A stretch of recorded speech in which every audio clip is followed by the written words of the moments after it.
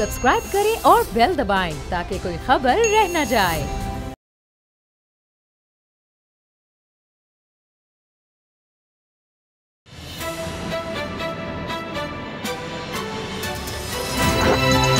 अब पता चला में आज आप जान सकेंगे। पीडीएम कराची में मचाएगी हलचल, निशाना हुकूमत होगी या बिलावल। तरीन को रिलीफ से हुकूमत को तकलीफ। फयाजुल हसन चौहान पंजाब के नए तर्जुमान। अफगानिस्तान में तालिबान की पेशकदमी, अफगान हुकूमत बिखरने लगी। दासू दहशतगर्दी के पक्के सबूत, रा और एनडीएस के करतूत। बिस्मिल्लाहिर्रहमानिर्रहीम, अस्सलाम वालेकुम। मैं हूं मोहम्मद उसामा गाजी और आप देख रहे हैं पता चला।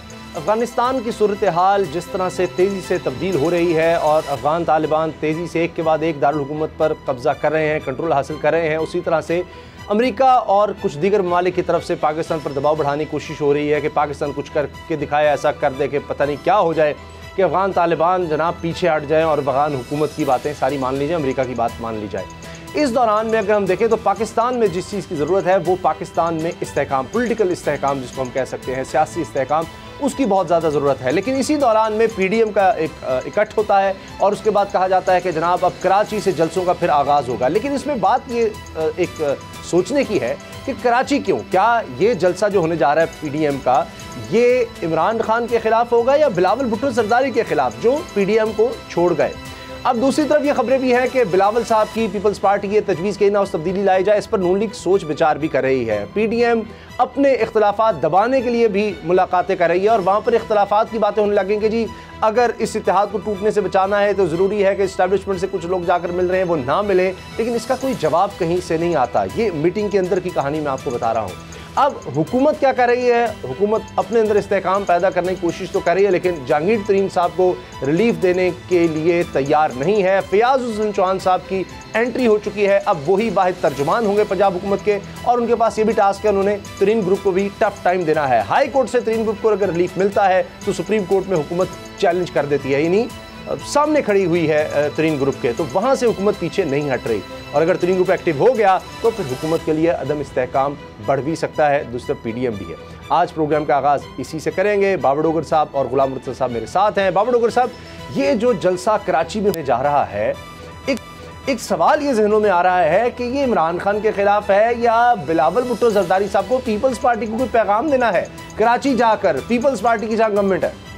उसामा साहब, कराची में देखिए सारी पॉलिटिकल पार्टी, पीपल पार्टी जो है उन्होंने वहाँ पर अपना एडमिनिस्ट्रेटर लगा दिया। वे पार्टी भरपूर कोशिश ये कर रही है कराची में अपना हिस्सा निकाले। अब एमकेएम जो है वो भी पूरा जोर लगा रही कि कराची में वो अपनी वापसी करे और ये लग रहा है कि पीटीए ने जो वादे किए थे शायद वो डिलीवर नहीं हो सके। कराची के लोग जो हैं वो बेचारे डरे हुए हैं, खौफजदा हैं। पिछले 5-10 साल पीपल पार्टी की गवर्नमेंट रही, कोई रिलीफ नहीं मिल सका। और ये भी कहा जाता है कि चूँकि पहले वो एमकेएम को वोट डालते रहे हैं, फिर पीटीआई को वोट डालते रहे हैं और चूँकि कराची में जो गवर्नमेंट थी वो पीपल पार्टी की रही है, लिहाजा पीपल पार्टी जो है वो वहाँ पर क्यों डेवलपमेंट करेगी जहाँ से उसको सीटें नहीं मिली। तो कराची जो है वो फ़िलहाल तो ऐसे लग रहा है कि सियासी तौर पर यतीम हुआ हुआ है। तो नून लीग जो है वो ये समझती है कि उसको भी कराची में जोर लगाना चाहिए, जहाँ पर पोलिटिकल पार्टी जोर लगा रही है, जहाँ पे पार्टी जोर लगा रही है, एमकेएम जोर लगा रही है। तो नून लीग जो है उसका भी वहाँ पर अच्छा खासा वोट बैंक है। अब आप देखें कि मिफ्ता इस्माइल दूसरे नंबर पर वहाँ पर है और शहबाज शी भी है, वो भी चंद 100 वोटों से वहाँ पर इलेक्शन हारे थे। तो इसका मतलब तो ये है कि कराची में नून लीग का वोट बैंक है।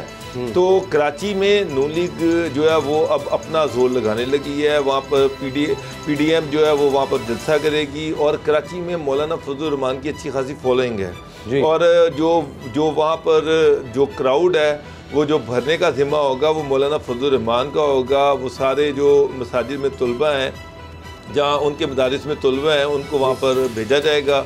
ग्राउंड वो भर लेंगे, इतनी अच्छी खासी तादाद ये जो वो इकट्ठी कर लेंगे, मौलाना फजल रहमान इकट्ठी कर लेंगे और वहाँ पर एक जलसा किया जाएगा। जहाँ तक असल इशू ये कि टारगेट कौन होगा। जी मेरा ख्याल है कि उसामा साहब वहाँ पर इस दफ़ा बिलावल भी टारगेट होगा। बिलावल को स्पेयर नहीं करेंगे। नाम तो नहीं लेंगे, इशारतन बात होगी। बिलावल तो नहीं, तो पीपल पार्टी तो ओपनली क्रिटिसाइज करती रही है पीएमएलएन को, ओपनली कर रही है, पीछे बड़ी ओपनली इनके दरमियान लफ्जों की गोलाबारी हुई है। आपने देखा कि नून लीग से मरियम जो है वो स्टेटमेंट देती रही है, शाहिद खान अब्बासी जो है वो तो बड़ा ओपनली बोलते रहे हैं बिलावल के खिलाफ। मरियम नहीं बोली, मरियम नहीं, शाहिद खान अब्बासी तो बोल रहे हैं जी, वो जरूर कहते हैं। और उधर से पीपल्स पार्टी टारगेट जो होगा इस दफा शहबाज शरीफ पर होंगे, टारगेट जो होगा वो एस्टेब्लिशमेंट नहीं होगा। अच्छा, टारगेट होगी सियासी पॉलिटिकल पार्टीज। सही टारगेट। अब यहाँ पर जरदारी साहब लाहौर में आए, उन्होंने तो ओपनली अलग-ऐलान कहा कि जनाब हम एंटी नून लीग जो वोट बैंक है हम तो उस पर नजर रख के बैठे हुए हैं, हम उसको इकट्ठा कर रहे हैं। और उन्होंने यहाँ पर बिलावल भी यहाँ पर रहे, जरदारी साहब भी 5-6 दिन यहाँ पर रहे, उन्होंने बेतहाशा मुलाकातें भी की, पार्टी को एक्टिव भी करने की कोशिश की। दो के फिलहाल अभी तक कोई बड़ा नाम पंजाब से पार्टी की तरफ नहीं गया, लेकिन वो पूरी जोर लगा रहे हैं, कोशिश कर रहे हैं कि बड़े बड़े पंजाब के नाम जो है वो उनके साथ आए। तो नून लीग जो है अब वो सिंध में जाके वो अपना जोर लगाएगी और वो कोशिश करेगी कि जो एंटी पे पार्टी वोट बैंक है उसमें वो अपना हिस्सा निकाले। अच्छा गुलाम साहब, हमने आज़ाद कश्मीर इलेक्शन में देखा कि अगर ये बात दुरुस्त है कि नून लीग का वोट बैंक, तो उन्होंने काफ़ी ज़्यादा तोड़ा तो है, नून लीग तीसरे नंबर पर आ गई आज़ाद कश्मीर में। तो अब ये जो कराची में जो कुछ हो रहा है या पीडीएम का एक रिवाइवल की कोशिश है, दो खबरें आती हैं। एक तो ये है कि अंदर टूट फूट है, उससे बचने के लिए सब किया गया है इजलास कि हम कुछ तो करके दिखाएं, क्योंकि अब अगर पहले कई मेरे ख्याल 10 हफ्तों के बाद ये कोई इकट्ठे हुए हैं, तो एक तरफ तो ये है कि जी वहाँ पर गिले शिकवे भी हुए कि जी हमारे कुछ लोग इस्टेब्लिशमेंट से जाकर मिलते हैं, नहीं होना चाहिए, लेकिन वहाँ पर फिर खामोशी तारी हो गई। एक बात ये, दूसरा ये कि ये जो बात हो रही है नाउस तब्दीली की, पीपल्स पार्टी कह रही नाउस तब्दीली कर सकते हैं हम, यानी असेंबली में जिस तरह हमने यूसुफ रज़ा गिलानी को जितवाया, अब नून लीग इस पर भी सोच रही है, तो खिलाफ भी है लेकिन साथ साथ कुछ प्लान इकट्ठे भी बन रहे हैं। सबसे पहले आप ये देखें कि गुज़िश्ता जो इजलास हुआ था उसमें एक ख़ास जुमला इस्तेमाल किया गया था मौलाना फजल रहमान की तरफ से भी और जनाब शहबाज शरीफ की तरफ से भी। जुमला ये था कि पार्लियामेंट के अंदर जो जमातें मौजूद हैं अपोजिशन की, वो मिलकर कोई लाहा अमल तरतीब देंगी और ताकि हम अगला जो मामला है उसको देखें और हुकूमत को गिराने के लिए या हुकूमत को मुश्किल वक्त से दो चार करने के लिए काम किया जाए। तो सियासी कुव्वतों की बात हुई है। वहाँ पे जो कराची में जलसा होगा उसमें पाकिस्तान पीपल्स पार्टी टारगेट नहीं होगी, टारगेट वहाँ पे होगी पाकिस्तान तहरीक इंसाफ, टारगेट वहाँ पे होगी गुर्बत, महंगाई, बेरोज़गारी और दीगर जो मुख्तलिफ शोबों की नाकस कारकर्दगी है उसको अब टारगेट बनाया जाएगा। और यही पाकिस्तान पीपल्स पार्टी इससे पहले भी चाहती थी और पाकिस्तान मुस्लिम लीग नवाज़ का जो बड़ा धड़ा है एक, वो भी यही चाहता था।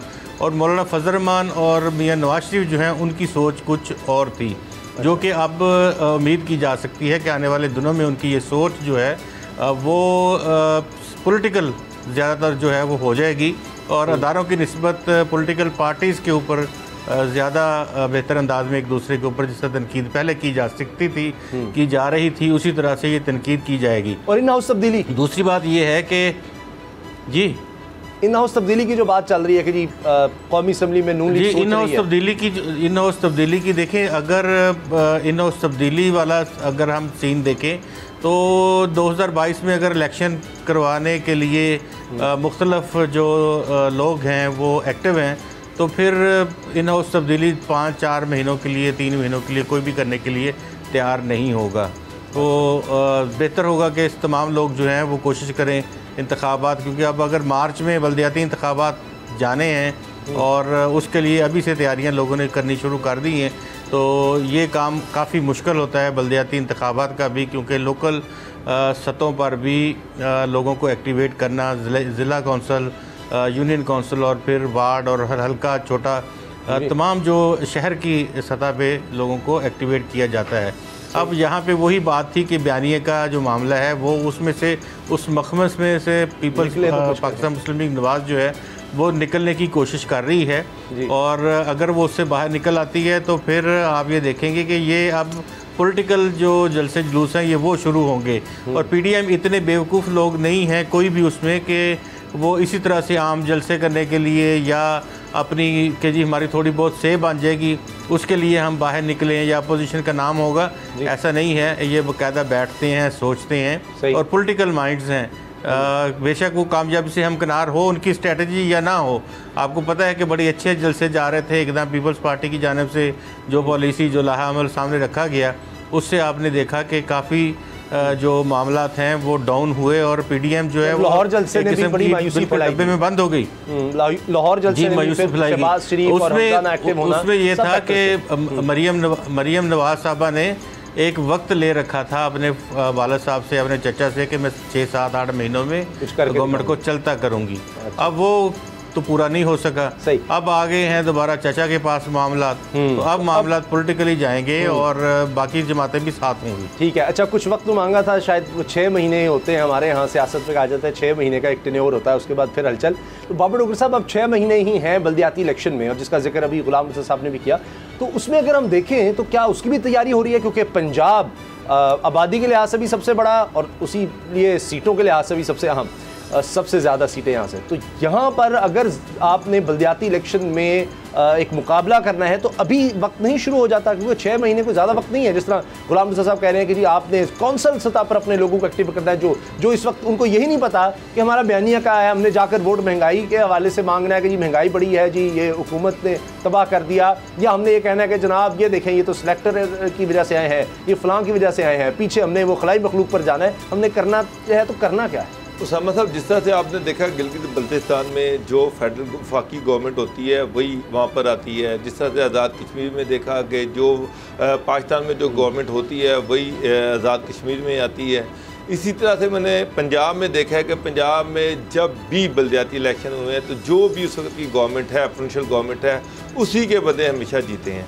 चाहे आप देखिए 2002 में काफली का इलेक्शन, बल्दियाती इलेक्शन करवाए गए, 2005 में जब बल्दियाती इलेक्शन करवाए गए तो काफ लीग पूरे पंजाब से क्लीन स्वीप मार गई, क्लीन स्वीप मार गई। मेरा मतलब है कि 98% सीटें काफ लीग जीत गई, और वही काफ लीग 2007 के इलेक्शन में 80 सीटें निकाल सकी और तकरीबन वो मेजोरिटी से हार गई, और नेशनल असम्बली में भी पंजाब से कोई सीट ना निकाल सकी। तो इसका मतलब ये हुआ कि जनरल इलेक्शन में ट्रेंड और होता है, लेकिन जब लोकल गवर्नमेंट इलेक्शन होते हैं उसमें सूबाई गवर्नमेंट, सूबाई इंतजामिया, डिप्टी कमिश्नर, ये सारा बड़ा तहरीक इंसाफ की गवर्नमेंट, तहरीक इंसाफ को शायद ये गेम इतनी अच्छी आती नहीं। आपने देख लिया डस्का के इलेक्शन में क्या हुआ, तो वहाँ वो उस तरह शायद मैनिपुलेट नहीं कर सकते उस तरह गवर्नमेंट मशीनरी को। गेम में वो कामयाब हुए। मेरा मतलब है कि आज़ाद कश्मीर में उनकी पिछले इलेक्शन में 3 सीटें थीं, अब वो देखिए कि 27-28 सीटें ले गए हैं। इसी तरह से गिलगित बल्तिस्तान में भी वो कामयाब हो गए। तो इतना गुर तो उनको आ गया है, इतना तो गुर आ गया है। और पंजाब में जो है अब आगे 1-2 दिन में आप मुहर्रम के बाद देखिए यहाँ पे एडमिनिस्ट्रेटिव बड़े फैसले होंगे, बड़ी तब्दीलियाँ भी होंगी सेक्रेटरीज की, तो यहाँ पे मामला ठीक हो जाएंगे। यहाँ पर जो पीटीआई है उसकी तैयारी है, होमवर्क है। आप देखिएगा कि बल्दियाती इलेक्शन की हद तक पीटीआई मैक्सिमम सीटें यहाँ से निकाल लेगी। अच्छा, गुलाम रसूल साहब, शॉर्ट कमेंट इसी हवाले से, आपको लगता है तैयारी है और अपोजिशन भी तैयार हो रही है बल्दियाती इलेक्शन के लिए? देखिए, गवर्नमेंट तो तैयारी होती है, उसने फंड जारी करने होते हैं और डिप्टी कमिश्नर्स को और तहसील में असिस्टेंट कमिश्नर्स को और बाकी जो नीचे पटवारी होते हैं उनको उन्होंने हदायत देनी होती है। गवर्नमेंट तो इस लिहाज से पूरा तैयार है। तैयारी करनी है तो अपोजिशन जमातों ने करनी होती है, जिन्होंने टूटे फूटे लोग जो मार खा के 3-4 सालों से काफ़ी ज़्यादा रंजीदा और ज़ख्मीदा हो चुके होते हैं, उनको उन्होंने उठाना है, खड़ा करना और आवाम के सामने जो है वो लेके आना है। तो उसमें जो पाकिस्तान मुस्लिम लीग नवाज़ है उसकी पंजाब में काफ़ी जो से है तमाम डिस्ट्रिक्ट्स में, ज़्यादातर अगर आप खानेवाल से लेके रावलपिंडी तक देखें और यहाँ जीटी रोड से लाहौर तक, रावलपिंडी से और आगे मुल्तान से पहले तक, आपको मुल्तान तक भी आपको पाकिस्तान मुस्लिम लीग नवाज़ जो है वो काफ़ी मजबूत बहुत सारे डिस्ट्रिक्ट्स में नज़र आती है। और ये फैक्टर ऐसा होता है कि गली मोहल्ले में एक दूसरे के साथ लड़ाइयाँ लड़ने वाले, एक दूसरे का झंडा फाड़ने वाले, बैनर लगाने उतारने वाले, तो ये एक दूसरे के सामने आते हैं, तो ये एक नब्ज़ भी होती है। वैसे तो गवर्नमेंट अपनी तरफ से कोशिश करती है कि वो चेयरमैन जो होते हैं ना उनको मैनेज कर ले, नीचे मैनेज करना बहुत मुश्किल होता है। हर एक वार्ड, हर एक जो मोहल्ला है उसको मैनेज नहीं किया जा सकता। तो ये वाकईतन बड़े अच्छी प्रैक्टिस होती है और वार्म अप एक्सरसाइज है कि आपके 6 महीने साल। लेकिन मैं आपको एक बात बताऊं, मैंने जो देखा है, मैंने खुद जो प्रैक्टिकली पिछले में 20-25 साल से लोकल गवर्नमेंट के जो पंजाब में इलेक्शन देख रहा हूँ, अब जो यहाँ पर पीटीआई के कैंडिडेट्स होंगे, थानेदार की उसको मदद होगी, बाकी जो डेवलपमेंट का काम है, गली महल्ले नालियाँ यही बनानी होती हैं, और वो जो पटवारी और डीसी और जो एसी ये उनको फंड वगैरह देते रहते हैं, वो धड़ाधड़ काम करें। मेरे इलाके में जितने पीटीआई के अभी तक जो मुतवक्का कैंडिडेट्स हैं वो अभी से वहाँ पे सारी सड़कें बनवा रहे हैं। नादरा की मोबाइल वहाँ पे वैन उन्होंने खड़ी की हुई हैं, डिस्पेंसरियाँ उनके हाथों से इफ्तिताह हो रहा है, और वो एज नाजिम या चेयरमैन या काउंसलर अभी से उन्होंने वो काम कर रहे हैं, काम शुरू हो गया। तो अच्छा, वो जब उनके पास सारी सरकारी मशीनरी उनके पीछे खड़ी होगी, तो यहाँ पर तो एक सड़क बना दे तो सारी गली के वोट दूसरी साइड पे। लेकिन बाबू डोगर साहब, आपने कहा कि अभी आप देखेंगे डोगर साहब आपके मोहल्ले में जो इस तरह के काम करवा रहे हैं, उनके साथ एक शीट भी लगी हुई होगी जिस पे लिखा होगा इंशाल्लाह उम्मीदवार बराए ये मोहल्ला। जाहिर बात है, जो सड़क बना रहा है, जो सीवरेज सही करवा रहा है, जो सारा दिन वहाँ पे भाग रहा है पीटीआई का बंदा, वो कैंडिडेट ही है। वो साथ साथ ये भी कहता है कि जनाब वोट ना देना भूल जाना। अच्छा, अब बाबू डोगर साहब, एक और तब्दीली हो गई है तब्दीली सरकार में। फयाजुल हसन चौहान साहब की दोबारा एंट्री हुई है। अब वो वाहिद तर्जुमान होंगे जनाब पंजाब हुकूमत के। अब शायद ये शर्त रखी जाती है कि जी इतने लोग होते हैं, मुझे ऑल इन ऑल होना चाहिए। तो फयाजुल हसन चौहान साहब को ये एक और इनिंग्स मिल गई है। अब ये क्या 2023 तक की इनिंग्स है या फिर कोई तब्दीली आ सकती है? और इनको असल में क्या टास्क मिला है? क्या सिर्फ और सिर्फ 3 ग्रुप को टारगेट करना है? देखिए उसामा साहब, पहली बात ये है कि फयाजुल हसन चौहान को जो टास्क मिला है वो तो पंजाब गवर्नमेंट को प्रोमिनेंट करना है, पंजाब गवर्नमेंट के कामों को नुमाया करना है। बाकी ये कोई इतनी बड़ी कोई चीज़ नहीं है।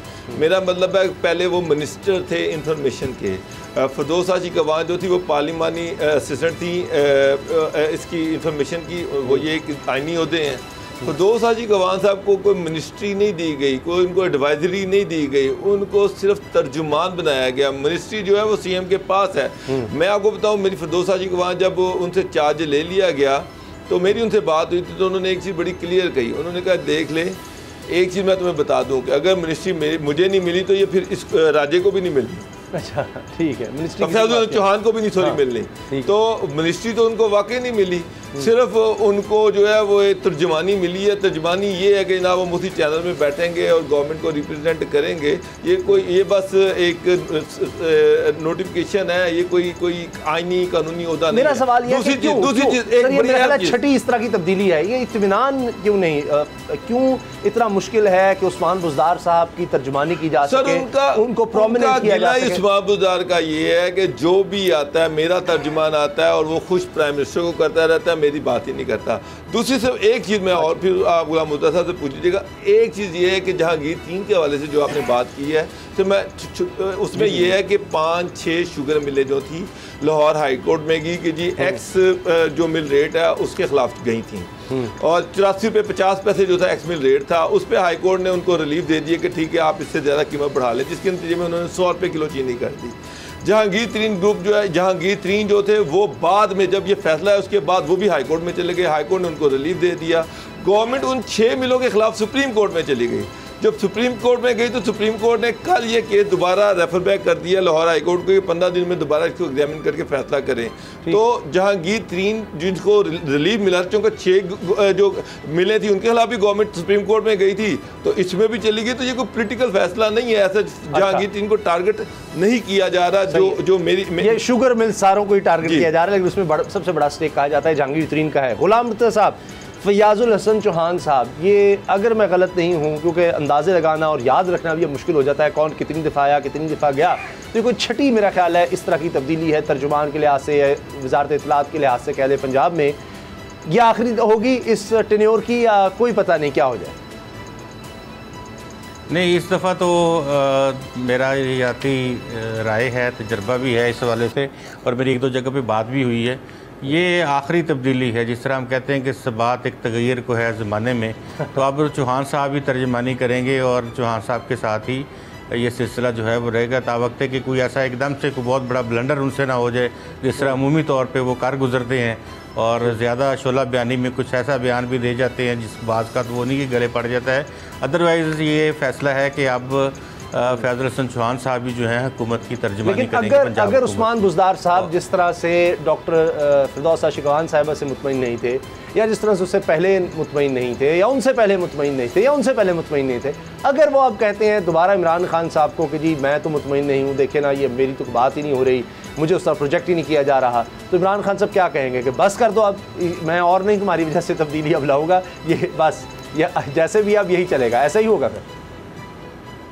देखें, ये भी एक फैक्टर तो था कि वो वहाँ पे बैठ के, लेकिन अगर आप लाहौर में बैठते हैं और तख्ते लाहौर में बैठ के अगर कोई भी मरीम नवाज़ साहबा की बात करता है या पाकिस्तान मुस्लिम लीग नवाज़ के ख़िलाफ़ बात करता है तो वो डेफिनेटली उसकी ज़रूरत महसूस करता है तो तब वो बात करता है। लेकिन उसके साथ साथ ये होता है कि दीगर मल्टीपल जो इश्यूज़ होते हैं, जिस तरह पंजाब हुकूमत की तर्जुमानी है, महकमों की कारकर्दगी है, कोई बड़े काम जो उस हुकूमत ने किए हैं उनको हाईलाइट करना है, तो वो भी साथ साथ किए जाते हैं। तो फिरदौस आशिकवान साहबा का ज़्यादा से ज़्यादा ज़ोर था राजकुमारी, वो एक लफ्ज़ यूज़ करती थी और बार बार वही, और मनी लॉन्ड्रर्स और मनी लॉन्ड्रिंग और इस तरह की बातें, तो वो बयानिया पसंद तो किया जाता है पाकिस्तान तहरीक इंसाफ में, लेकिन जो अभी इतना वक्त गुजर गया है, 3.5 साल, अभी कम वक्त रह गया है, वही बाबर तो डोर साहब कहते हैं शायद ये भी परफॉर्मेंस पर ज़्यादा है। हाँ जी, अब ऑपोजिशन के खिलाफ जी, अब ये था कि वज़ीर पंजाब यही चाहते थे कि जो उन्होंने परफॉर्मेंस की हुई है और वो परफॉर्मेंस के ऊपर भी कुछ चीज़ बताई जाए। मैं और बात करूँगा बुज़दार साहब की परफॉर्मेंस पर कि क्यों उनको प्रोजेक्ट करना इतना मुश्किल है, लेकिन ये बताएं कि जहांगीर तरीन ग्रुप, इस हवाले से आप क्या होता देख रहे हैं?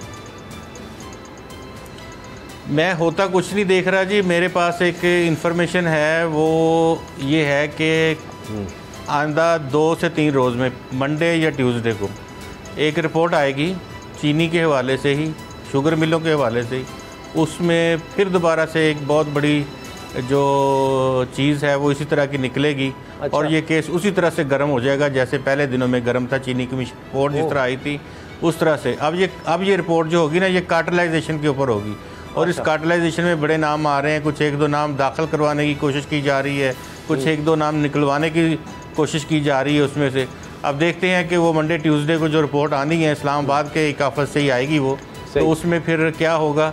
तो ये जो चीज़ें चल रही हैं ये इनके ऊपर मोहर तस्दीक साबित होगी और मामलात जो हैं वो नज़र आ रहे हैं कि मज़ीद बिगड़ेंगे। अच्छा, एक चीज़ जो अब फयाज़ुल हसन चौहान साहब के लिए मुश्किल होगी या आसान पता नहीं, लेकिन क्योंकि वो पहले भी ये बात कर चुके हैं, वो आते हैं, बड़े वोकल हैं, खुलकर बात करते हैं, उनका एक अपना अंदाज़ है, लेकिन बाबर डोगर साहब, अगर हम देखते हैं जी, इमरान खान साहब के भी तर्जुमान हैं जी, कहीं हमें शहबाज गिल नज़र आते हैं और भी वज़ीर इत्तलात हैं, फवाद चौधरी हैं, दीगर लोग भी हैं, लेकिन इमरान खान साहब खुद आपको, मुझे नहीं लगता कि शायद कोई हफ्ता गुजरता हो जिस तरह उनकी कोई बड़ी स्टेटमेंट ना आ जाए, कोई साफ़ियों से इंटरेक्शन नहीं हो रहा, कोई इंटरव्यू नहीं दे रहे, कहीं सी तकरीब में कोई स्पीच नहीं कर रहे, कहीं ना कहीं आपको हर दूसरे तीसरे दिन नज़र आएगा, यानी इमरान खान साहब खुद एक्टिव आपको नजर आएंगे, कहीं वो आवाम से बराह रास्त फ़ोन कॉल्स ले रहे हैं, कुछ ना कुछ है। उसके बाद होता है कि आपके भी जनाब तर्जुमान में भी कुछ कर रहे हैं। उस्मान बुज़दार साहब खुद उस तरह से क्यों नहीं नज़र आते? ये उनका वो जो कहते हैं जी, वो बहुत ज़्यादा शर्मीले हैं, तो एक शर्मीले आदमी के लिए को प्रोजेक्ट करना भी तो मुश्किल हो जाएगा। नहीं, असल में वो सीख रहे हैं ना, तो जब वो बंदा सीख रहा होता है तो वो फिर आपको पता है वो नेट प्रैक्टिस कर रहा होता है और वो फिर फ्रंट फुट पे उस तरह से खेल नहीं सकता, तो उसको सर कमेंटेटर कितनी देर बोलता रहेगा, क्या जनाब क्या टिप की है, क्या वो बहुत आला शॉट ये इन्होंने जो खेली है, कि वो फयाज़ुल हसन चौहान साहब कब तक करता रहेगा, जब तक वो स्टेडियम में नहीं जाएगा, वहाँ जाकर कुछ चौका छक्का नहीं लगाएगा। देखिए मेरी बात सुने, उस्मान बुज़दार साहब चौके छक्के तो नहीं लगा सकते, शहबाज शरीफ लगाते थे। अच्छा, वो तो बेचारे सिंगल लेने वाले खिलाड़ी हैं, अब वो सिंगल पे अब ये कमेंटेटर जो है इसको देखना पड़ेगा, ये बड़ा टेस्ट केस है एक दफ़ा फिर फयाज़ुल हसन चौहान पे। असल जो आपने बात की थी ना, ये बड़ा इतना आसान नहीं है, इतना आसान नहीं है कि रोजाना की उस्मान बुज़दार साहब जो है उनके काम को बढ़ा चढ़ा कर पेश किया जाता है, बाउंड्री से बाहर गई है सिंगल। चलो जी, ब्रेक लेते हैं, न्यूज़ अपडेट्स का वक्त है, और उसके बाद बात करेंगे कि अफगानिस्तान में कोई सोच नहीं रहा था कि इतनी तेज़ी से अफगान तालिबान कंट्रोल हासिल कर लेंगे, इसकी वजह क्या है, ब्रेक के बाद।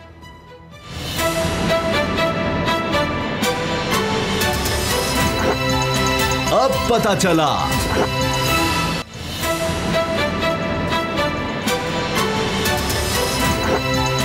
अब पता चला। एक के बाद एक सूबाई दारुल हुकूमत अफगान तालिबान के कब्जे में जा रहा है और तेज़ी भी इसमें आ रही है। पहले एक हफ्ते में तकरीबन 10 दारुल हुकूमत, अब उससे भी ज़्यादा तेज़ी से 3 और शामिल हो रहे हैं। ना सिर्फ ये बल्कि रेजिस्टेंस भी कम होती नज़र आ रही है। दूसरी तरफ से ऐसे लग रहा है कि जो लोग वहाँ पर कहा जा रहा था जी बड़ा मुकाबला करेंगे, फोर्स बड़ी ज़बरदस्त है, अफगान फोर्सेस जिनको 830 अरब डॉलर लगाकर ट्रेन किया गया है, 3 लाख फौजी हैं और अमेरिका, बरतानिया, इत्तेहादी अफवाज ने उनकी ज़बरदस्त ट्रेनिंग की है और लेटेस्ट इक्विपमेंट उनको दिया है, वो मुकाबले नहीं कर रहे, खड़े ही नहीं हो रहे। अब कभी कहा जा रहा है कि अमेरिका की फ्रस्ट्रेशन बढ़ रही है कि जी ये क्या हो गया, इतने अरबों डॉलर हमने इन पर लगा दिए। पता चलता है कि जी करप्शन की नज़र हो गए, जो पैसा उनको तनख्वाहों में जाता था आगे तक कई पहुँच नहीं तक कमांडर कहा जाते थे, असला जो है ब्लैक मार्केट में बिक जाता था, ये सब कुछ होता रहा। फिर अब आपस में लड़ाइयाँ शुरू हो गई हैं और जो नायब सदर है अमरुल्लाह सालेह, वो कहा जा रहा है पहले ही भाग गया है, वो निकल गया, फरार हो गया है, ताजिकिस्तान भाग गया है। तो अब बाबर डोगर साहब, जब सूरत हाल ये होगी कि वहाँ पर कोई लड़ने को तैयार नहीं है, तो अमेरिका फिर क्या करेगा? अब अमेरिका तो ये कह रहा है, न्यूयॉर्क टाइम्स की रिपोर्ट है कि वो तालिबान को पैगाम दे रहा है वहाँ कतर में कि जी आपने अब जब काबुल पर कब्जा करना है तो आपने हमारे सिफारत खाने को कुछ नहीं कहना। हमारे फ़ौजी आ रहे हैं, 3000 फ़ौजी अब अमेरिका ने भेजने हैं, 600 बरतानिया ने। उनका काम क्या है कि जी तमाम लोगों को, स्टाफ को वहाँ से निकालने के लिए। और एयरपोर्ट का भी अब वो कह रहे हैं तालिबान को कि अब जो एयरपोर्ट पर हम फ़ौजी तैनात करेंगे, हम कह रहे हैं कि अब यहाँ से कोई आप पर हमला नहीं होगा, इस एयरपोर्ट से या कोई जहाज़ से आप पर हमला नहीं किया जाएगा, सिर्फ हमें इवैक्यूएशन करने दें। तो वो तो खुद अब अमेरिका इसका मतलब है कि वाज़े कर रहा है कि ये काबुल तो अब दिनों की कहानी रह गई है, ख़त्म हो गई बात। उसामा साहब, जो चीज़ बड़ी क्लियरली वादे तौर पर सामने आ रही है और सारी दुनिया को नज़र आ गई है, वो ये है कि काबुल किसी भी टाइम गिर जाएगा और तालिबान बड़ी तेज़ी से आगे बढ़ रहे हैं, उनका कंट्रोल बढ़ रहा है और ये किसी भी टाइम पे ये ख़बर आ जाएगी। हो सकता है कि 11 सितंबर के फौरी बाद ही ये ख़बर आ जाए कि जनाब तालिबान ने पूरे अफ़गानिस्तान पे कब्ज़ा कर लिया है। अब ये चीज़ जो सामने नज़र आ रही है, पेंटागन जो है वो भी बड़ा क्लियरली उसने भी जनाब वहाँ पर कह दिया कि जनाब अगर वहाँ पर कब्ज़ा होता है तो मेहरबानी करें हम जो एयरपोर्ट है इस पर न हमला करें और जो हमारे फ़ौजी वहाँ पर तैनात हैं उनको ना कहें। उसका मकसद ये है कि जूँ अगर तालिबान जो ही काबुल में दाखिल होते हैं तो हम अपना जो सफारती अमला और जो हमारे लोग हैं उनको हम यहाँ से लेकर आराम से निकल जाएं। और यही यूरोपियन यूनियन के जो बाकी मुल्क हैं वो भी सारे यही चाह रहे हैं, तालिबान से यही इश्योरेंस चाह रहे हैं कि जनाब जूँ ही अगर आपका काबुल में कब्ज़ा होता है तो आप हमें फ्री पैसेज दे दें, हम यहाँ से निकल जाएँ। लेकिन उसामा साहब, ये अफगान अवाम का क्या होगा? मैं जो मर रहे हैं भूख से, वहाँ कैंप्स लगे हुए हैं, काबुल में आ रहा हूँ। अभी तो तालिबान के जितने भी ग्रुप्स हैं वो सारे फ़िलहाल तो इकट्ठे हैं, उनके सामने एक ऑब्जेक्टिव ये है कि यहाँ पर हमने कब्ज़ा करना है, अशरफ गनी की गवर्नमेंट को ख़त्म करना है। उसके बाद जो असल चीज़ उसके बाद शुरू होगी, उसके बाद जो विद इन ग्रुप्स हैं उनकी अपनी भी लड़ाइयाँ होना शुरू हो जाएंगी। हर कोई ये चाहता है कि मुझे ज़्यादा से ज़्यादा गवर्नमेंट में हिस्सा मिले, मुझे गवर्नमेंट में ज़्यादा से ज़्यादा शेयर मिले। वो जो है वो उसके बाद पाकिस्तान में भी उन्होंने कई शहरों में अपने अमीर जो हैं वो तैनात कर दिए हैं, पेशावर में भी और बहुत सारे शहरों में कि ये जनाब ये हमारे जो अमीर हैं, ये पाकिस्तान में इन डिस्ट्रिक्ट में ये हमारे अमीर हैं। तो पाकिस्तान गवर्नमेंट पे भी बहुत प्रेशर है कि अगर तालिबान इक़्तिदार में आते हैं, अगर वो काबुल को फ़तह कर लेते हैं तो क्या पहली बात तो ये है कि क्या सारा अफ़गानिस्तान उनकी गवर्नमेंट को तस्लीम कर लेगा? क्या तालिबान एक गवर्नमेंट बनाने में कामयाब हो जाएंगे? तालिबान के अंदर जो सारे ग्रुप्स हैं क्या वो एक लीडरशिप के अंडर मुत्तहिद हो जाएंगे? क्योंकि जब 1997 में मुल्ला उमर की भी गवर्नमेंट थी उस वक़्त भी तालिबान के ग्रुप्स थे, उस वक़्त भी मुल्ला उमर की पूरे अफ़गानिस्तान पे गवर्नमेंट नहीं थी। उस वक़्त भी खाना जंगी जो थी वो होती रही है इस सारे दौरान में। तो क्या तालिबान अगर अफ़गानिस्तान फ़तह कर लेते हैं तो क्या अमन कायम हो जाएगा? क्या उसका जो उस गवर्नमेंट को सारे मान लेंगे? ये एक बहुत बड़ा सवाल है। अमेरिका ऐसे ही नहीं वहाँ पर निकला, अभी भी तालिबान के अंदर बहुत सारे ऐसे ग्रुप्स हैं जिनको नेटो की तरफ से और यूरोपियन और अमेरिका की तरफ से अभी भी उनको भी मदद दी जा रही है। अमेरिका वहाँ पर बेतहाशा गेम्स खेल रहा है। तो पाकिस्तान की सबसे बड़ी जो फिक्रमंदी है वो यही है कि पाकिस्तान सारी डेवलपमेंट्स को देख रहा है, इंडिया अपनी गेम खेल रहा है, टीटीपी को वो खिला रहा है, अमेरिकन जो हैं वो भी उनके भी कुछ गुड तालिबान और बैड तालिबान है, उनके भी अपने भी कॉन्टैक्ट्स हैं, उनकी अपनी पेनिट्रेशन है। तो ये सारी चीज़ें अगर देखें तो लग रहा है कि अफगानिस्तान में इवन अगर तालिबान काबुल फतह कर भी लेते हैं, मैं तो दुआ करता हूँ कि अल्लाह करे कि वहाँ पर अमन कायम हो जाए, लेकिन ये होता नज़र आ नहीं रहा। अच्छा, अभी ये जो खबर चल रही है ISPR की तरफ से भी कहा जा रहा है कि अमरीकी नाज़िम उमूर की मुलाकात हुई है आर्मी चीफ से, और वहाँ पर आर्मी चीफ ने ये वाज़े किया है कि पाकिस्तान उनका खां है। और ये नेचुरल सी बात है, कॉमन सेंस की बात है कि कोई भी हमसाया मुल्क होगा तो अगर वहाँ पर तबाही आती है, हमने पूरी दुनिया में देख लिया, आप शाम को देख लेंगे उसकी वजह से तुर्की में क्या हुआ, इराक़ में तबाही आती है तो उसके हमसाया मुल्कों में क्या होता है, इसी तरह से अफगानिस्तान में हमने तो देखा भी हुआ है। तो गुलाम मुर्तज़ा साहब, अब ये बार बार अमेरिका को समझाया जा रहा है, बताया जा रहा है कि कहाँ कहाँ आपने गलती की, इसको किस तरह से आप बेहतर कर सकते हैं। पाकिस्तान लॉन्ग टर्म रिलेशनशिप चाह रहा है, जिस तरह इमरान खान साहब ने कहा कि जी अब आप ये कहेंगे जी पाकिस्तान बस जी ये गंद जो है ना ये साफ़ कर दे, इस तरह तो नहीं होता। मुल्कों के साथ जो ताल्लुकात होते हैं वो मफादात की बेस पर होते हैं। पाकिस्तान ने अपना मफाद देखना है तो फिर आपके साथ कोई काम कर सकते हैं, जहाँ पर दोनों के मफादात एक होंगे, दोनों का मफाद जो है वो अमन में होगा अगर अफगानिस्तान के, तो फिर तो दोनों साथ चल सकते हैं। तो ये टकराव फिर किधर है कि जहाँ पर अमेरिका जो है वो पाकिस्तान से खुश नहीं होता, पाकिस्तान जो कुछ अमेरिका कह रहा है वो करता नहीं है, तो इतना टकराव क्यों है, दोनों का मफाद में इतना फ़र्क कहाँ है? उसामा गाजी साहब, जितनी कुर्बानियाँ पाकिस्तान ने दी हैं अफ़गानिस्तान के हवाले से, पूरी दुनिया एक तरफ रखते हैं और पाकिस्तान की कुर्बानियाँ एक तरफ रखते हैं तो पाकिस्तान का पलड़ा भारी होगा। पैसा कुर्बानी नहीं होता, जाने देना जो है सबसे बड़ी कुर्बानी होती है। 100 ताबूत अगर इकट्ठा चला जाए अमेरिका में तो अमेरिका वालों की जान पे बन आएगी। 50 ताबूत बरतानिया चले जाएँ तो उनको समझ आ जाएगी कि ये लोग किस तरह से शहीद होते हैं और किस तरह से एक शख्स की जो डेड बॉडी होती है उसके लवाकिन को देने के लिए कितना हौसला चाहिए और किस तरह से उसको दफन किया जाता है। पाकिस्तान ने 40 साल से कुर्बानियाँ पाकिस्तान दे रहा है इस हवाले से, और हम आज भी देखें कैसा आपको नज़र आ रहा है कि जिस तरह से तालिबान जो हैं वो इस इंतज़ार में बैठे हुए थे कि ये रातों रात यहाँ से निकलेंगे अमेरिकन और उस नेटो फोर्सेस बाहर जाएंगी, इनका पुल आउट होगा और हम फौरी तौर पे पेनिट्रेशन शुरू कर देंगे। ये तो ऐसा बिल्कुल प्री प्लान लग रहा है कि फौरी तौर पे जो अफ़गान तालिबान है वो रोज़ाना 2-2, 3-3 सूबे फतह कर रहे हैं। उनके फतह होने वाले सूबों की तादाद 17 हो गई है और अब 50 मील दूर हैं, यानी कि 80-85 किलोमीटर दूर है काबुल से। जो लेटेस्ट रिपोर्ट्स जो हैं जो वहाँ से आ रही हैं तो वो 2 दिन में पहुँच जाएंगे वहाँ पे। अच्छा, एक चीज़ और भी हो रही है कि जिस सूबे के दारुल-हुकूमत में वो पहुँचते हैं वहाँ से शहर के अंदर दाखिल जब होते हैं तो उनके साथ शहर के कई लोग जो हैं वो भी अपने घरों से निकल के उनके साथ हो लेते हैं। झंडे उन्होंने उठाए हुए हैं, मोटरसाइकिलों के ऊपर, गाड़ियों के ऊपर, कोई अपनी दीगर सवारियों के ऊपर, वो जिस तरह उनका इस्तकबाल हो रहा होता है वो वाली सिचुएशन हो जाती है। फिर वो 2 घंटे का 3 घंटे का अनाउंसमेंट करते हैं कि भाई 3 घंटों के अंदर अंदर जो यहाँ के गैर मुल्की है, कोई अगर यहाँ पे जो अफ़गान फ़ौजी है, नेशनल जो फोर्स है उनके जवान हैं या कोई और है, अगर वो निकलना चाहते हैं तो आपको ये रास्ता है, इस रास्ते से आप निकल जाएं। तो वहाँ से लोग निकल रहे हैं और उनके सुपुर्द कर रहे हैं। फिर वो अपनी जो जिस तरह रशीद दोस्तम के महल की चंद दिन कल या परसों वीडियो आई थी कि कितना आलीशान, वो शायद ऐसा लग रहा था जैसे वो वाइट हाउस के कमरे हों, उस तरह से रशीद दोस्तम साहब के महल की वीडियो थी। और उसमें तालिबान नीचे बैठे हुए हैं, कुछ सोफ़ों के ऊपर लेटे हुए हैं, कोई बैठे हैं, कहवा पी रहे हैं, खजूरें खा रहे हैं। तो ये वाली सूरत हाल वहाँ डेवलप हो रही है।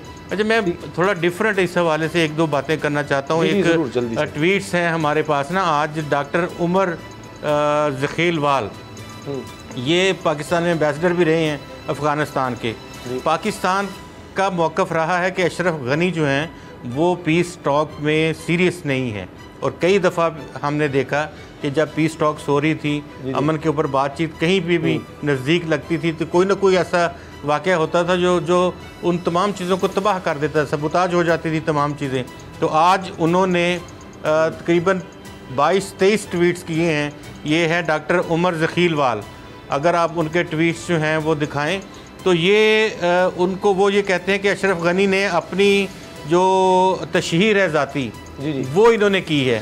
सारे अरसे में इन्होंने कोई ऐसा काम नहीं किया जो कि अफ़गानिस्तान को स्टेबलाइजेशन के लिए कहा जा सके कि स्टेबलाइज करने के लिए कदम उठाया है। ठीक है। उन्होंने कहा कि अपनी ज़ाती तशहीर के ऊपर इतने डॉलर इन्होंने इस्तेमाल किए हैं और ये सेकंड मोस्ट यानी कि जो इंटेलेक्चुअल शख्सियत है ना दुनिया की, ये उन्होंने अपनी इमेज बिल्डिंग इस तरह से करवाई है कि शायद इससे बड़ा कोई इंटेलेक्ट है ही नहीं है। फिर अदारों को अपने ज़ाती मुफादात के लिए इस्तेमाल किया, अकरबा परवरी की। फिर उन्होंने बताया कि ये अमन के लिए बहुत से कामयाब मौके जो थे उनको नाकाम बनाने में अशरफ गनी साहब का हाथ है। 5 साल की बात उन्होंने, जो पहले 5 साल थे उसके बाद जो उन्होंने बात की, उन्होंने कहा ये चिमटे रहे हैं इक़्तिदार से, अफ़गान नेशनल सिक्योरिटी जो फोर्सेस थी उनको मजबूत नहीं होने दी है। इंफ्रास्ट्रक्चर किसने बनाना था? ये कितने अरसे से बैठे हुए हैं, कौन करता? इन्होंने करना था। ये पहले भी थे हुकूमत में, आप भी थे। तो अगर अफ़गान फोर्सेज ये फॉल हो रहा है इस तरह का तो क्यों हो रहा है? तो फिर वो कहते हैं कि स्टेटस को इन्होंने बरकरार रखा और मैनेजमेंट में कोई तब्दीलियाँ नहीं की। इसके साथ साथ उनके अफ़गानिस्तान सोवियत यूनियन के बाद से जो मुख्तलिफ रियासी कोलैप्स से दो चार था उसको मज़ीद कोलैप्स कर दिया। उन्होंने कहा इस वक्त रेत की दीवार अफ़गानिस्तान बन चुका है और हमने देखा कि अफ़गानिस्तान जो है वो अब डे बाई डे फॉल कर रहा है और गिर रहा है और वो वक्त दूर हमें नज़र नहीं आता कि अब ये स्टेट मुकम्मल तौर पर कोलैप्स करने वाली है। तो इस कोलैप्स का ज़िम्मेदार अशरफ गनी को उन्होंने करार दिया है।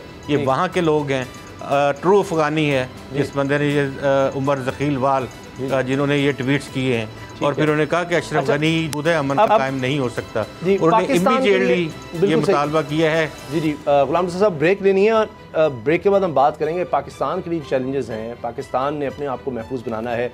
अफ़गानिस्तान में सूरत हाल जिस तरह से बदल रही है वहाँ ख़तरा है कि फिर दहशतगर्दी और ज़्यादा फैल सकती है। अगरचे पाकिस्तान ने फेंसिंग कर ली हुई है लेकिन उसके बावजूद आपने देखा कि दासू डैम हमले के हवाले से जो चीज़ें सामने आई हैं वाज़े तौर पर नज़र आ रहा है कि अफ़गानिस्तान की सरज़मीन को इस्तेमाल किया गया पाकिस्तान के खिलाफ। कौन कौन इसमें मुलव्वस है, ब्रेक के बाद बताते हैं।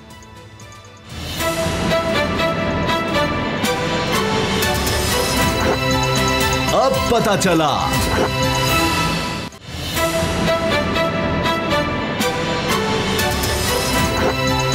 अब पता चला।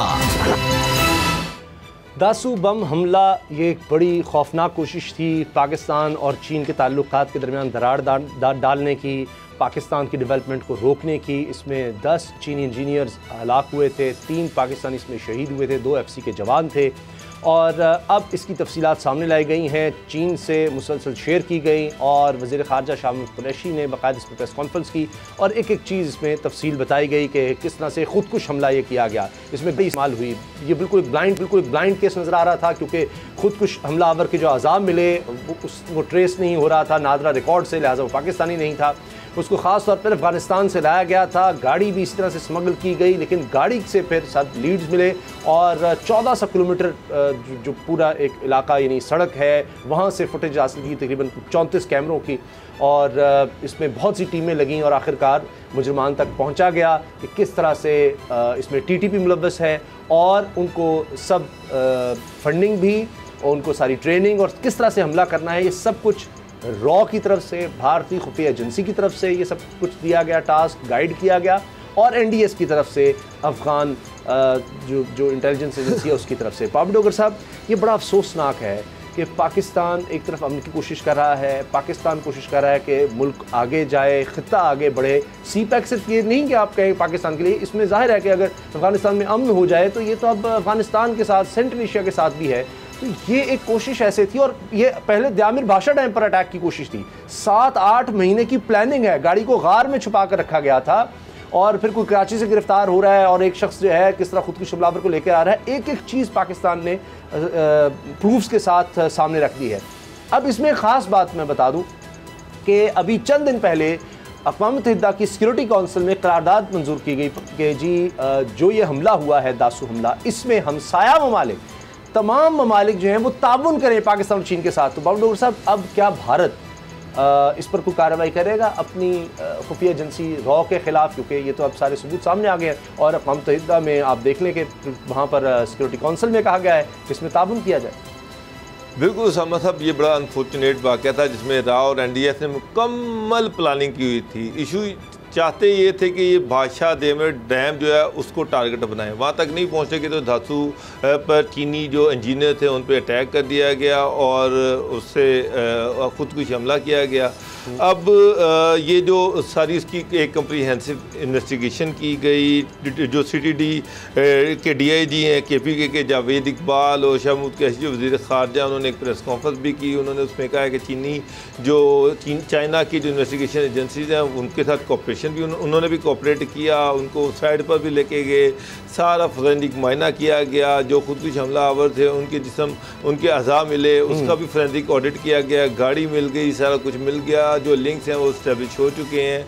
किस तरह से NDS और रॉ जो है उन्होंने मिलकर TTP को इस्तेमाल किया। माविया और खालिद बिन शेख जो हैं ये TTP के जो वहाँ पर हेड हैं, उन्होंने अफगानिस्तान में रह के सारी कार्रवाई को मॉनिटर किया।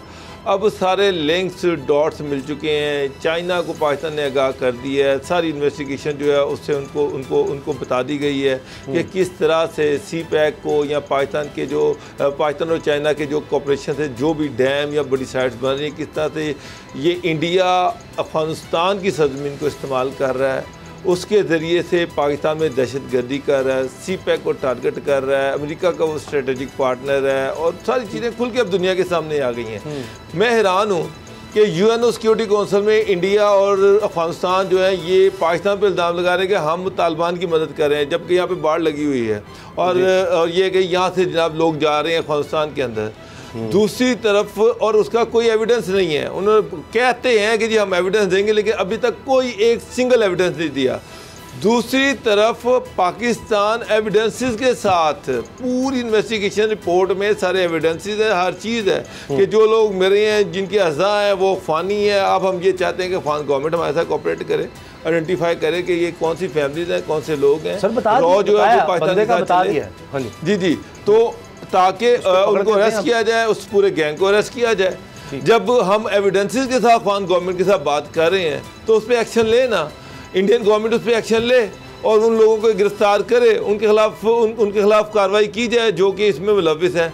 तो ये तो क्लियर है अब सारी दुनिया के सामने आ गया कि पाकिस्तान में दहशतगर्दी कौन कर रहा है, किसकी वहाँ पर CPEC को टारगेट किया जा रहा है, कौन ये चाह रहा है कि CPEC का जो मंसूबा है ये फ्लॉप हो जाए और पाकिस्तान में जो अमन है ये ख़त्म हो जाए। उसमें अब एक चीज़ साहब मसला ये है कि इंडिया स्ट्रेटेजिक पार्टनर है अमेरिका का और इस दहशतगर्दी में अमेरिका की इंडिया को पूरी आशीर्वाद हासिल है। तो अब इंटरनेशनल कम्युनिटी को देखना चाहिए कि कौन दहशतगर्द है, कौन इस खिते में दहशतगर्दी का जिम्मेदार है, कौन ये नहीं चाहता कि इस खिते में अमन हो। अच्छा, वो बड़ा क्लियर है, सब जो कश्मीर का मामला है, मकबूजा कश्मीर का मुतनाज़ा है और पाकिस्तान का उसूली मौक़िफ़ मुतअद्दिद करारदाद के मुताबिक हल होना चाहिए। भारत वो कहता है ये हमारा टूटा अंग है, ये तो हम कोई नहीं किसी को देंगे या यहाँ कुछ भी नहीं हो सकता। तो पाकिस्तान ने फिर भी ये नहीं कहा कि जी वहाँ डैम बनते हैं जी हम इसको तबाह कर देंगे मकबूजा कश्मीर में, वहाँ पर डैम, हालांकि वो पाकिस्तान को नुकसान वो डैम जितने बने वो हमारे दरियाओं का पानी रोक रहे हैं। बिल्कुल सही। और ये नहीं कहा जाता जी हम इसको तबाह कर देंगे, इसके खिलाफ हमारा फंड है, हम यहाँ कोई ऐसा कुछ नहीं होने देंगे, हम ये नहीं बनने देंगे, जबकि वो सारा भारत फिर उसको इस्तेमाल करता है। पानी भी रुका जाता है पाकिस्तान का, फिर वो भारत में डाइवर्ट किया जाता है, बिजली भी भारत उससे हासिल करता है, मकबूजा कश्मीर के मुसलमान का उससे भी इस्तेसाल किया जाता है। लेकिन भारत ने सबके सामने कहा है कि गिलगित बल्तिस्तान में CPEC को आज़ाद कश्मीर में कोई भी चाहे डैम है, सड़कें हैं, वो कहते हैं कि जी ये हमारे इलाके से गुजरनी, हम ये बर्दाश्त नहीं कर सकते, हम नहीं छोड़ेंगे। ये उनकी स्टेटमेंट है। फिर ये बात भी पता चलती है कि अलग से फंड कायम कर दिया गया है CPEC को सैबोटाज करने के लिए, और उसके बाद फिर इस तरह के धमाके हो रहे हैं और उसके सारे सबूत मिल रहे हैं। तो फिर अब पाकिस्तान किस तरह से इस मामले को लेकर जाए, वहाँ शोर मचा दिया जाता है। अभी तो शुक्र है कि फेंसिंग हो गई, उसमें भी इतनी शहादतें हुई कि पाकिस्तान ने पाक-मान बॉर्डर पर जो फेंसिंग की, वरना तो वो नहीं होने दी जा रही थी। खुदा न खास्ता ये फेंसिंग ना होती तो पता नहीं पाकिस्तान में क्या हालात होते। आज वही जो हमने दहशतगर्दी की लहर पहले देखी है, आज वो रिपीट हो रहा था, खुदा न खास्ता। अच्छा, जो इसमें सब पूरे वाक़े में जो इस वक्त तक की लेटेस्ट डेवलपमेंट्स हैं, उसमें सबसे अहम बात इसकी जो सरफ़ नज़र हुई है तमाम मीडिया की जानिब से, वो ये है कि हमने दरख्वास्त कर दी है अफ़गानिस्तान गवर्नमेंट से। बेशक वो मेहमान गवर्नमेंट है, चंद दिन है या नहीं है अल्लाह बेहतर जानता है, लेकिन हमने दरख्वास्त कर दी है कि ये लोग हमारे सुपुर्द किए जाएँ और ये इनके डाटा है, ये सबूत हैं और ये एक बहुत बड़ी बात है। अगर वो मौजूदा गवर्नमेंट वहाँ पे ना भी रहे तो हमारे पास इस बात के वाज़े सबूत हैं कि ये दासू जो हमला था जी जी। ये इसमें कौन कौन से लोग मुलव्वस हैं और इनकी हमें फ़ाइनेंशियल जो एड थी उसका भी पता चल गया कि इसके आर्बिट्रेटर्स कौन थे, इसके हेल्पर कौन थे, इसको किसने एग्जीक्यूट किया और इसकी फाइनेंसर्स जो थे वो कौन थे। ये तमाम चेंज जो हैं हमने इसकी हमारी एजेंसियों ने अल्हम्दुलिल्लाह ये ट्रेस की है। बड़ी काबिल तारीफ़ इस वाले से बात है। लेकिन एक जिस तरह हम जहाँ तारीफ़ करते हैं वहाँ हम ये भी जानना चाहते हैं या ये हम सवाल भी उठाते हैं कि चमन से ये सारी चेन जो है वो चली और कितना सफ़र बनता है चमन से लेके कोयटा और कोयटा से फिर पता नहीं कहाँ से होती हुई और फिर स्वात और फिर उससे आगे। तो ये थोड़ा सा ये भी क्वेश्चन है कि इतनी चीज़ें यहाँ इस तरह से फिरती रही हैं, इतने लोग फिरते रहे हैं, तो वो तो किसी ने दरमियान गाड़ी किस तरह आ गई ये बिल्कुल ये सवाल है। कोई भी शख्स को तो ये शामुल कुरैशी साहब ने कहा है कि हम अपने इसको दोबारा देख रहे हैं और ज़्यादा बेहतर कर रहे हैं कि किस तरह से सब कुछ हुआ। तो ये पाकिस्तान को यकीनन इसमें और बेहतर करने की ज़रूरत है। लेकिन एक बात ये भी खुशाइंद है कि चीन भी इससे मुतमईन है जिस तरह से पाकिस्तान ने ये सारा मामला, ये सारी साजिश और जो इस मुलव्वस से उन सबको पकड़ा है। प्रोग्राम देखने का शुक्रिया, इजाज़त दीजिए, अल्लाह हाफ़िज़।